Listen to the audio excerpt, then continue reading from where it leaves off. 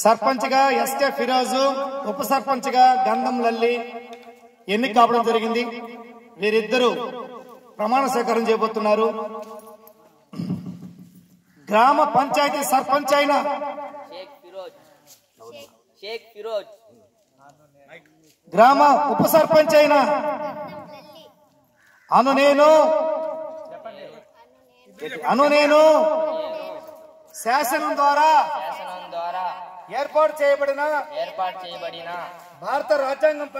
భారత రాజ్యాంగం పట్ల నిజమైన నమ్మకం విధేయత కలిగి ఉండి నేను స్వీకరించబోతున్న విధిని నమ్మకంగా నిర్వహించదనని భగవంతుని పేర ప్రమాణం చేస్తున్నాను. సత్యనిష్టతో